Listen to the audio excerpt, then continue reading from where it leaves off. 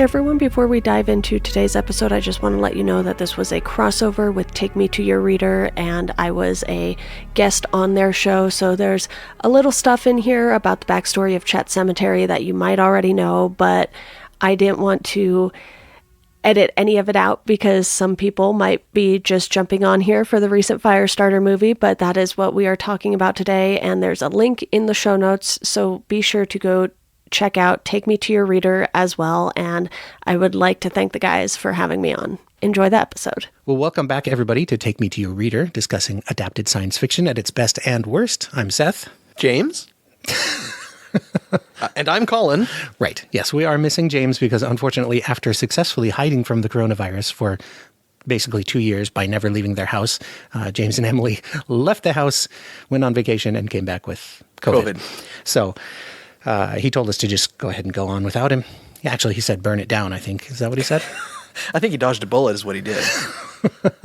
So, but fortunately, I have a network of internet friends and that I've met through podcasting, and one of them happens to have a podcast about Stephen King in all media, a podcast that I have appeared on, and the podcast is called Chat Sematary, and the host is Deanna Chapman, and she's joining us for this one. So, hi, Deanna. Hello, guys. Thank you so much for having me. Yes, I had seen that you posted on Twitter that you knew what you were gonna be watching in the next week. Unfortunately. Yeah. And, originally, and I do want to talk about your podcast a little bit, but I had invited you on Hugo's there at some point after you had me on Chat Cemetery, but I knew that your reading backlog was extensive. But it occurred to me at some point that, you know what, I bet her schedule is a little freer now that she's kind of caught up. So extended the invite, and here we are. Yeah, it sure is a little bit more free on the reading front. I have, however, just replaced it with more podcast work since that's also my day job. Okay, nice. Well, why don't you talk about Chat Cemetery? What's the idea there?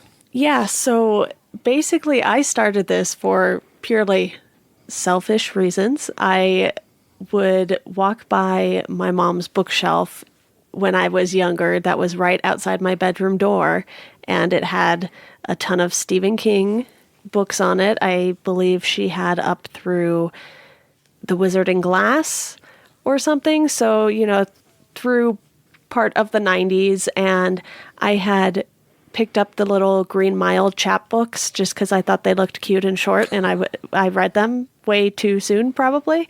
And after reading a few more Stephen King books, I was like, okay, I really want to just read everything. And I told myself if I didn't have deadlines, it was just never going to happen.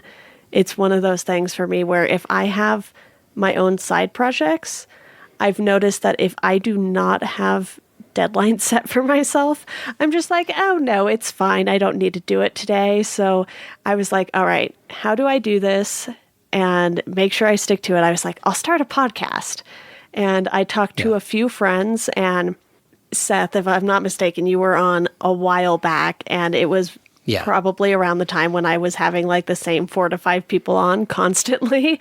And then I finally made some more internet friends and opened it up and got a whole slew of new guests. And the show, was probably about halfway or 2/3 through by the time I thought to do that, which, a little late on my part. But yeah, the goal was just to read all of the books. But I was like, okay, I cannot do a weekly Stephen King podcast just with the books because that would be like reader overload, because I knew it, 11/22/63, Under the Dome were just these massive books, and there was no way I was going to read everything week to week. So I was like, all right, there's a lot of adaptations. Let me put in a bunch of the movies and TV shows. And there was a lot of bad stuff. So much, in fact. And I was not brave enough to do all of the Children of the Corn movies, but I did the first 3, and I was like, this is my limit for now. We'll revisit this another day. But yeah, so I went through everything pretty much chronologically. The only thing I didn't do was I didn't do individual short stories. I did the collections. So not everything was purely chronological, but as far as the book releases and the collection releases go, it was chronological. And how long have you been doing it? So I started the podcast in technically October of 2018 because I dropped the trailer on Halloween. And then the episode started the following week. And that took me through January of 2022, February of 2022 here. And I finally caught up on all of the books. So now I've kind of just been filling in with some fun extras. There are some Creep Show media tie-in books that I did because they were tied to the Shudder show, and I'm actually currently reading Paperbacks from Hell because King gets a few mentions in that. So I'm trying to find, not necessarily strictly King things, but King adjacent things to cover in between, the adaptations and upcoming books, because I think one or two books have already been announced. There's Fairy Tale coming in September. We're talking about Firestarter 2022 today, and I believe Salem's Lot is also in September. So it seems like stuff kind of congregates at certain points of the year for King, and then I have to figure out what I'm going to do the rest of the time. Right. What about Gwendy's Final Task? Has that already come out? Yes, I believe that came out in February. So that was sort of the last thing I was waiting on. I had a few weeks between catching up and when that came out. So it was kind of perfectly timed there where I was just like, everything was slowing down, and then that came out. And, it's the third book in a trilogy, and it is, I think, the longest of the three. The first one's definitely more novella sized, and then the second one Chismar wrote by himself. So I did end up covering that because I'm, as you can probably tell, a pretty big completionist. So I wasn't going to talk about the first and third of something and not the second. My limit was reached with Children of the Corn, but I did do all three Sometimes They Come Back movies and all three Mangler movies. Highly recommend not doing that with your life. Got it. Yeah. Just the scope of what you set out to do, because you sent me the spreadsheet at some point. Yep. With all the whole list there. And when I did my project, I was like, I'm just going to have a guest on and let them choose the topic and go in that order. And but setting out to do it chronologically, or mostly chronologically, is even a larger undertaking and regimenting your time. Yeah. I had some brutal stretches there where there were no adaptations. So I think I had to read Duma Key, Just After Sunset, and Under the Dome back to back to back or something. And it was just so much. There was a pretty bad stretch around that time period. I don't recall if that was the exact stretch, but I'm pretty sure it involved Under the Dome. And I was like, oh no, what have I done? Well, Colin here is a big Stephen King fan. You've read a lot of his, right? Yeah, not to the extent that she has, though. Okay. It's a lot. Nice. Well, we haven't covered that much Stephen King on the podcast, just because we've tended to steer away from horror, and Firestarter kind of straddles the line between science fiction / fantasy / horror. Yeah. So with that, we've done this before where there's something we've previously covered, and, we combine it into book and movie on our episodes. And so we did Firestarter on episode 49. So this is 110, I think. 115? I can't remember. I stopped putting the episode numbers in the titles, and so I don't remember anymore. But we've circled back. We circled back with the Fahrenheit 451 remake. We did the Dune remake as well. And so now here we are with Firestarter. And I went back and listened to our previous episode, and Deanna, I listened to yours as well on both the book and the movie. And it seemed like we all agreed that the movie in the 80s was a little bit boring. Mm-hmm. And so on our podcast, we're like, a remake, that's not a bad idea. And we hadn't heard about the remake, I don't think, at that point. I'm not sure it had been announced. Yeah. Maybe it had. Who knows? But yeah. So many things kick around, it's hard to know, right? It is, yeah. I mean, it's one thing to say something's been optioned and another to say it's actually in production. Yeah.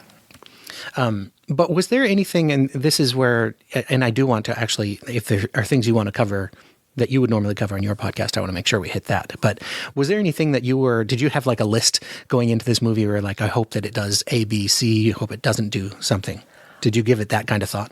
Honestly, no. At this point, with the Stand remake and being disappointed with that recently, I've kind of hit the point where I'm like, okay, if they are redoing something, I'm just kind of going into it with no real expectations. Like, same with Salem's Lot coming later this year. I'm like, okay, we already have two versions.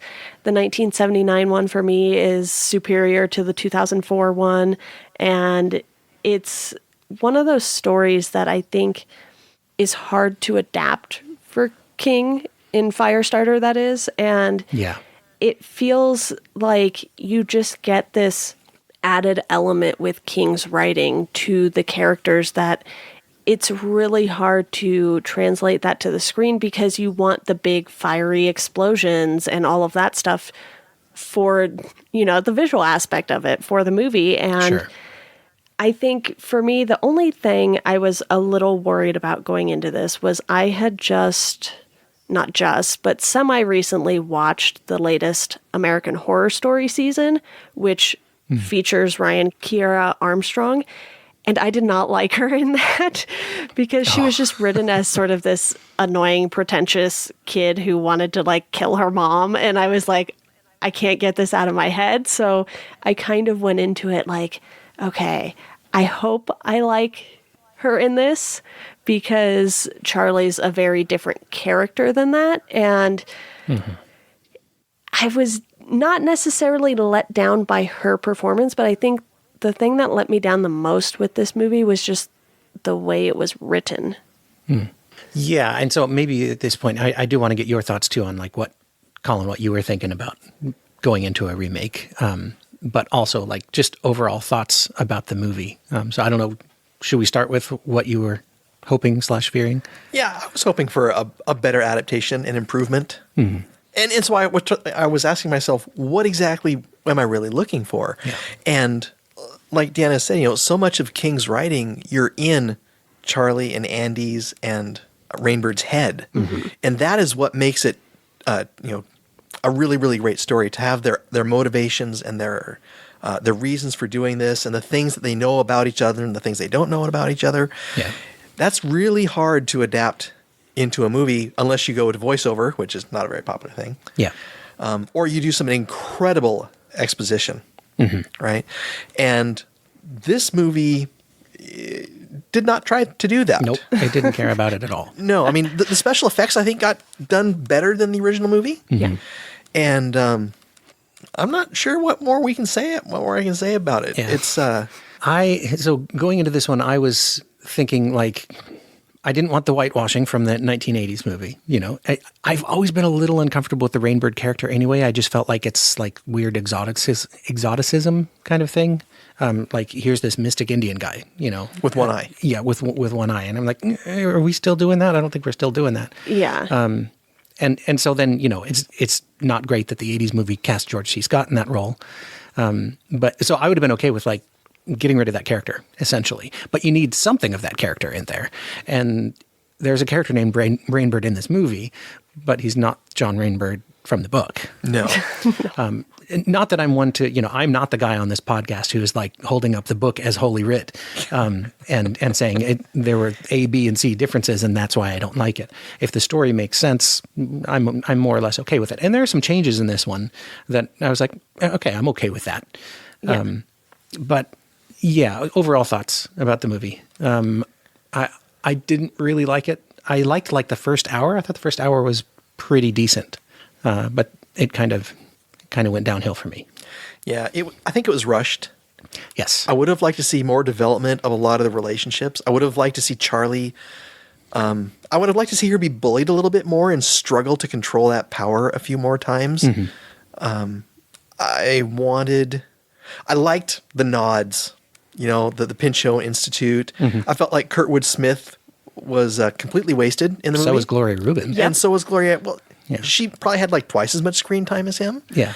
But she doesn't have a lot of role there. The only people that really have roles are Charlie and Rainbird. Yeah. And they don't even have that much of a relationship to develop or anything. I like the idea of having Rainbird be an ex-operative that originally took Lot 6. Yeah. But I like the original plotline far better.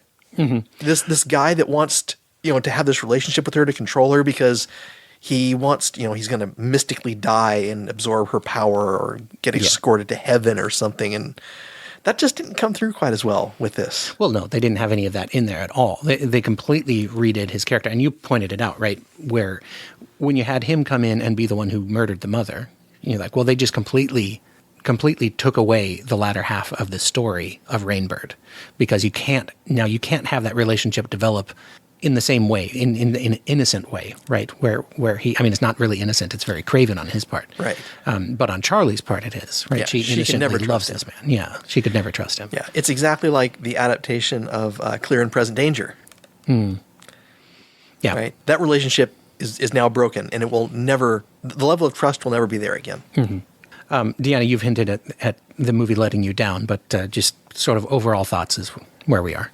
Yeah, so I am in complete agreement with both of you. And one of the things that really stood out to me was the fact that this spent so much time with the family together as a whole, because in the book and in the original, if I'm not mistaken, her mom's already dead by the time we're, just thrown into the midst of Charlie and Andy fleeing from the shop. And I think, to your Rainbird point, he is a character that tries to foster this relationship with Charlie. So it's the shop who kills her mom.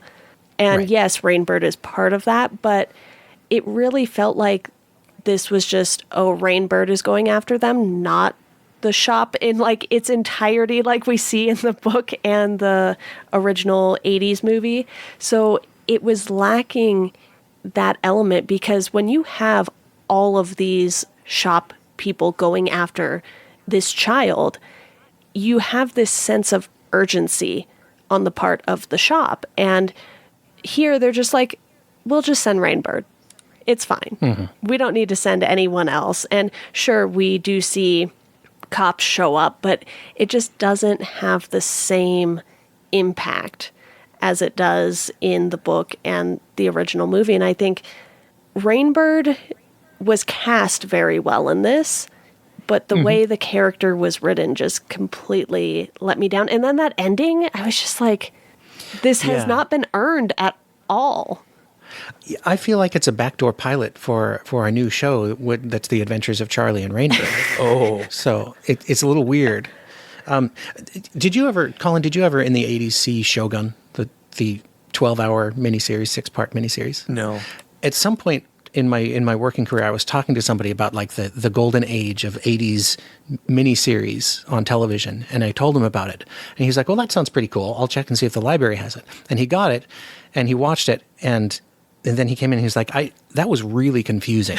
like I didn't understand anything that happened. I'm like, well, how did you watch? You watched the entire 12 hours last night? And he's like, no, it was 2 hours long. And I realized that the library had a cut down 2-hour feature length movie cut down from the 12-hour Shogun. And that's kind of what this movie felt like to me. Like, I felt like there's a lot missing here. I feel like somebody who didn't know this story at all would be very confused. Nothing was developed, is what I'm saying. Like they didn't spend the time in any one place. I mean, if anything, they spent more time with the family, and I was okay with that. And showing the conflict between Andy and Vicky, where she wanted to train her. He wanted to take the frozen approach, conceal, don't feel, right? Yes. Which always works out. But his reason made sense, right? I can tell it's starting to affect me. I don't want that for her. I don't want it to damage her brain. So like all that made sense, but I don't know, like all that stuff didn't really pay anything off later in the movie. And then all of a sudden they're at the shop and he's telling her to give up. And, they set up the Chekhov's push, right? I'm not going to push my own daughter. I'm not going to push my own daughter. And then, of course, he pushes her. Yeah. Yeah. Well, and it was weird. Vicky was the one advocating to say, yes, we should train her how to use her talent, her skills, but she wasn't developing hers. Right. Yeah. So, yeah. I would love to see a longer cut of this. I think it'd be different. Yeah. Maybe better, maybe not. It's hard to know what was left on the editing floor. Yeah. Honestly, this was one of those rare times where I was like, this needed more. Usually I'm all for like a good 90-ish minute movie because we get so Yeah. few of them these days. But once I was watching it and I was like, they spent like half of the movie setting up the story. Yeah. And that was just way too long. I'd much rather be thrown into it in the midst of everything and sort of get that information filled in along the way. But because they were Right. like, all right, we're going to show them as a complete family, mom, dad, daughter. We're going to show her struggling at school a little bit, which, you know, if they had maybe done a little more of that and a little faster paced, maybe, because that bathroom scene was pretty long. And It was. it just felt like they had so much they wanted to cover, but they took too long to get it going because I wasn't really ever invested in this. I was like, okay, cool. Gloria Rubin shows up, and then she's, like you guys said, just kind of a wasted character. And I was like, this is so bad because to me, she was basically replacing like the Martin Sheen role in the original movie. And I felt like his presence in that was much more powerful than Gloria Rubin's was allowed to be in this. I looked up really quickly who wrote the screenplay for this, and I want to give Deanna a chance to shine here.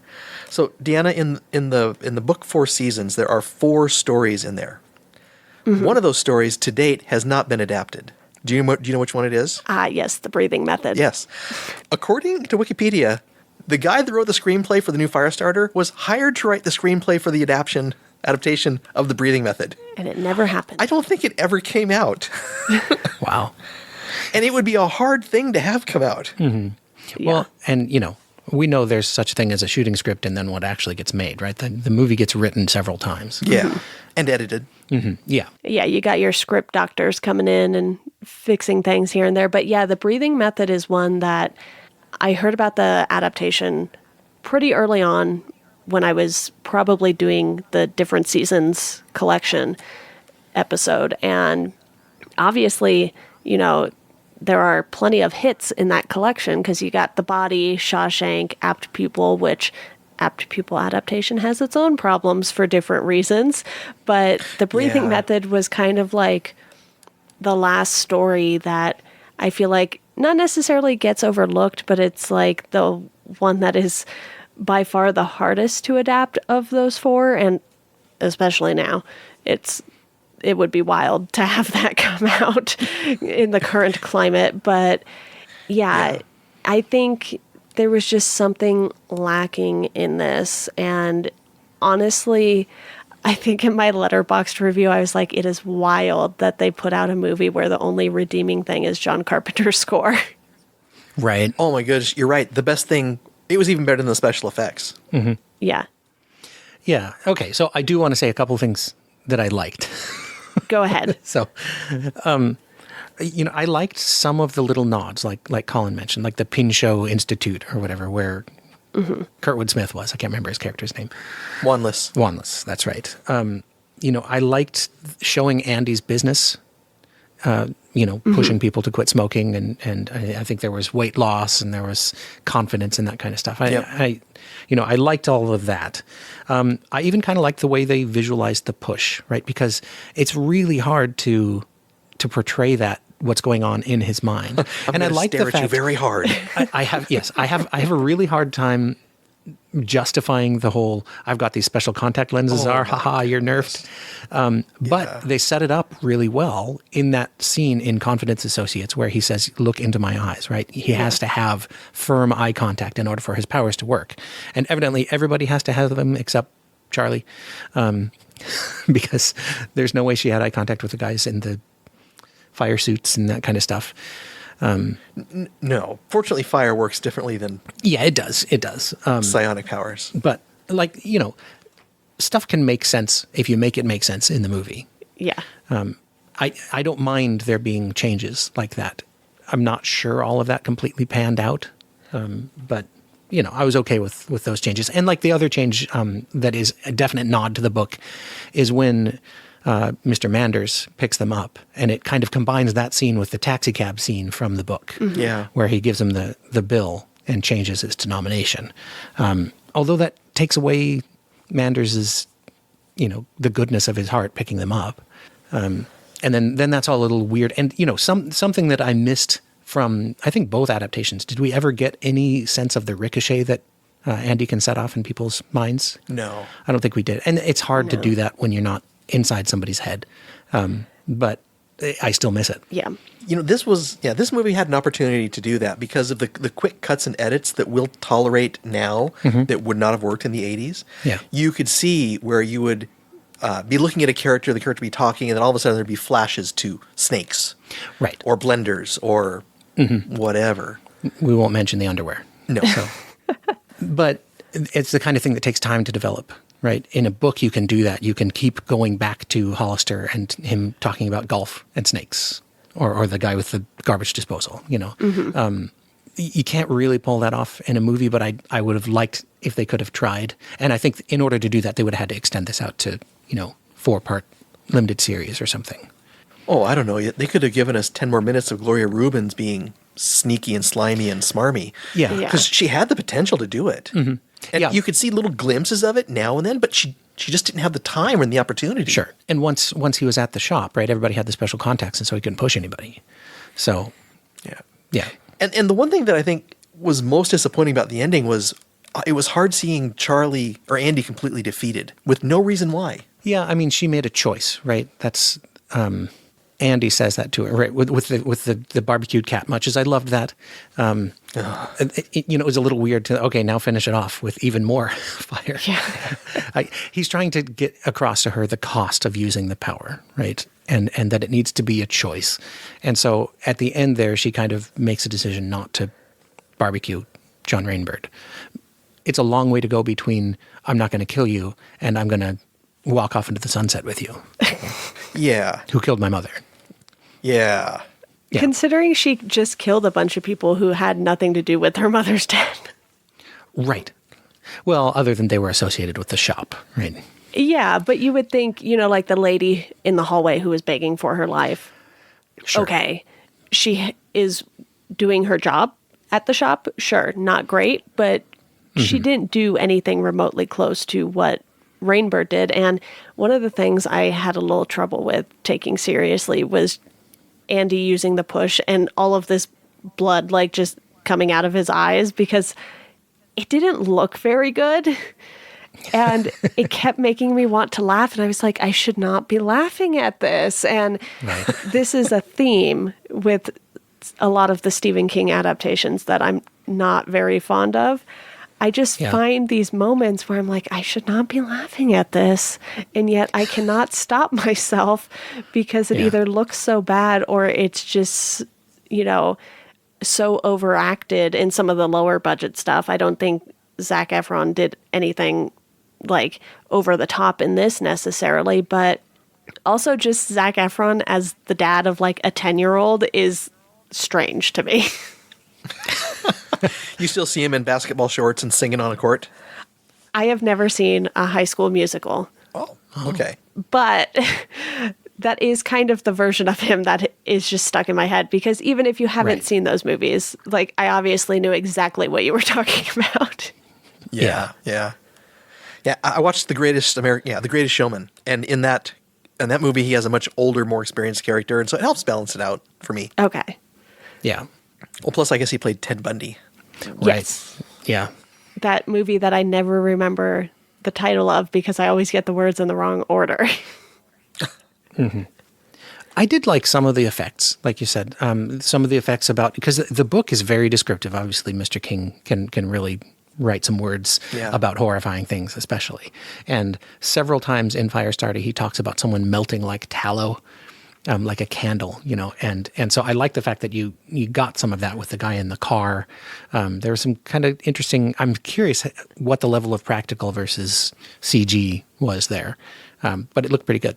So that was cool. Yeah, I'm always a fan of any time they opt for practical effects. I just think they hold up a bit better, and we've all seen stuff from the 80s where they're like, we can do some computer things now. And you're like, right. Yeah, you could, but alrighty then. I mean, at least they didn't have the dummy head for the nose strike like in the original movie. That was a practical effect that did not hold up. Yeah. On our original podcast, we're like, if you watch this in VHS, it probably worked for you. But if you watched it in high definition, not so much. It's not foolproof, but I do tend to prefer it. Yeah. So through this, we've kind of talked on and off about things that we didn't like, and there were a few mentions of things that we'd like to see done better. Can this individual version of Firestarter be redeemed? And, what would it take to do it? You mean, is there a good movie in there? Could you make this into a better movie, and how would you do it? Do you have to go back to the original Rainbird story, for example? Is that a requirement for this to be a successful story? I just assumed when they knocked Rainbird off of that perch, right? Sorry, that's a pun, and I did not mean that. When they removed him from that role, I just assumed that they were going to have that Gloria Rubens was going to be that person. She was going to be a mother figure or something, and they were going to develop that relationship slowly. Of course, they can't do anything slowly in an hour and 34 minutes. No. Or that they were going to get Dr. Wanless in and have Kurtwood Smith, who's not the most cuddly guy. No, I totally expected him to be there supervising experiments on Charlie and Andy. Yeah, but that part didn't even occur. No. Right? And so that's like the headlong rush to finish the movie. I feel like you miss all of the shop stuff that's so key to the story. So you'd need to beef that up. And I don't know how you do that and keep some of the stuff that I actually liked about having the family actually be a thing, having the mother be an actual character to the extent that she was developed, more than in the book, right? Mm-hmm. Although in the book, you learn more about her in the flashbacks, right? But then she's fridged. Yeah, there's quite a bit there as, you're kind of going through. They go back to her mom and dad going through the trial, and it's more fleshed out in the book because you can do that in a book. You have the time. And Firestarter isn't even a long Stephen King book by any stretch of the imagination in comparison to some other stuff. But yeah, I think for me, I didn't mind the time we got to spend with her mom, but there were some scenes that really dragged out in that whole sort of first half of the movie. The bathroom scene at the school, you have her and her mom having the argument over the internet. It's like, you're living in a big house. Are you really expecting us to believe that you're poor and that's why you can't have internet? Like, just the way they were kind of filling in these lies that they had to tell to Charlie. And even the scene when Rainbird shows up at the house and she's going down the hallway, I feel like a little bit of a faster pace in a lot of those scenes could have given us the time we needed to get more of the shop. And, I personally would change it to be the shop shows up and kills the mom, because it has the same impact on Charlie either way. Her mom is dead. That part doesn't change. But making it Rainbird and taking away the fact that there isn't a single person who tries to foster a relationship with Charlie, I think that's just such a crucial part of the story that this movie is missing. Yeah, even where she confesses that she was supposed to set her dad on fire instead of her mom and missed. Yeah. They really did gloss over that, though, didn't they? When she was like, it was supposed to be you. And it was just like, all right, on to the next thing. And it's like, that's the thing you go very fast over? Yeah. Yeah. The thing that bothers me in movies is when character decisions don't make a whole lot of sense. Like, for instance, and this is just a wild hypothetical, sending your pyrokinetic child to public school instead of just homeschooling her. Yeah. I mean, like everything else about their values seem to be like crazy granola homeschool anti-vax family. Yeah, right? and I don't think the mom works, right? Yeah. Yeah, so I just like, why would you take that risk if are they trying to give her a normal life without Wi-Fi and Google? Yeah. It's weird. Yeah, I think the whole anti-Wi-Fi and anti-social media and anti-cell phone thing was briefly, so much was done shortly. It's like, they track you through it. Mm-hmm. So it's not that they're really granola people. It's just they know that if they have a phone or a computer or anything else, they can be found and tracked. Yeah. I think if I was going to redo this, I would start off with them at the cabin, the whole family, if you want to have the whole family, and the mom can die in whatever happens because maybe they're not as interested in her or something goes wrong. and then you can fill in story flashback of some kind, kind of how they got to this place. I did like the one flashback to the parking lot scene, which is one of my favorite scenes from the book, and it goes more horrifying. Where in the book it's the whole the gun's too hot, right? Go to sleep. You're blind. Yeah, you're blind, right? Those are in some ways more horrifying because they're like living nightmare kind of things. Where in this one you're going to forget how to breathe. Yeah. I feel like, they didn't really establish how long his power sticks for, though, in the rest of the movie, because he tries to mind trick Rainbird into not being able to see where Charlie's running to, and then it goes away. Where you'd think if you told somebody to forget how to breathe, they'd pass out and then would be away from his influence. Now, we know from the book that his mental domination powers linger a long time, but... The guy who he told to go to sleep, if you said the word sleep to him months later, he went catatonic. Yeah. And the guy that was blind had just gone insane. Yeah. Right. Well, and people kept looking at the $1 bill and seeing it being a $500. Yeah. Right? Yeah, even though they hadn't been directly pushed by Andy. Right. Yeah. And so that's kind of crazy. And that does not match up at all with the we put in the fancy contact lenses, we're good. Yeah. You never played Dungeons and Dragons, right, Seth? Right. Deanna, did you? I have not. Okay. So if you play basic Dungeons and Dragons from the 1980s, there was a level 1 magic user spell called Command. And every single first level magic user is always trying to find a way around the limitations of command, because it specifically says that the effects of the command last 1 turn. And so if you command somebody to die, they just fall catatonic and they lose a turn. You can tell them to sleep, but they wake back up at the end of the term. And so everyone in the group was always trying to find a way around it. It's like, what can I do to be really damaging that wouldn't be, wear off on a term? Like, And they nerfed that power a little bit. Yeah. So, and that's kind of what they did with Andy in this one. Anything else? Highlights, lowlights?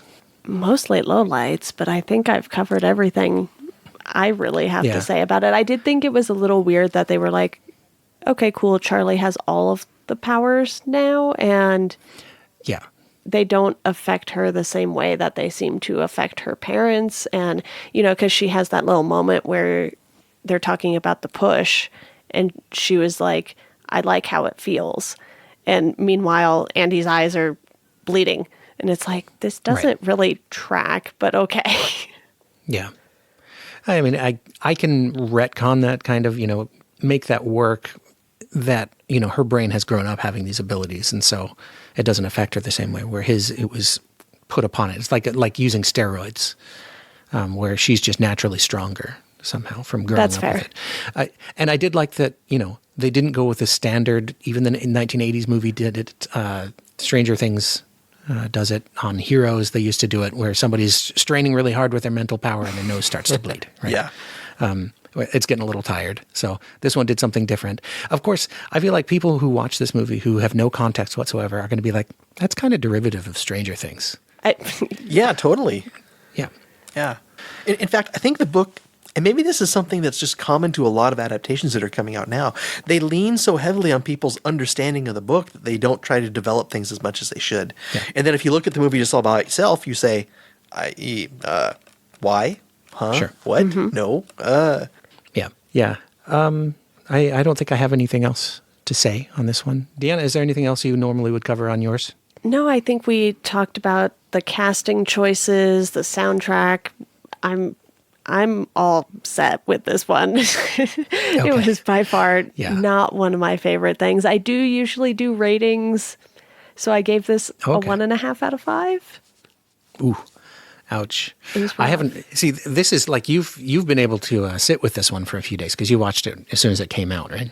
Yeah, I think I watched it Friday night, I want to say, or Saturday night. Who knows what time is anymore, but it's been at least 2 or 3 days. Yeah. So, and we're just coming out of this and haven't been able to really think about it. I haven't written up my Letterboxd review yet or anything, but not a big fan. And the critical consensus is quite low. 13%? 12 or 13% on Rotten Tomatoes. Yeah. It has had a lower budget today than the 1984 adaptation.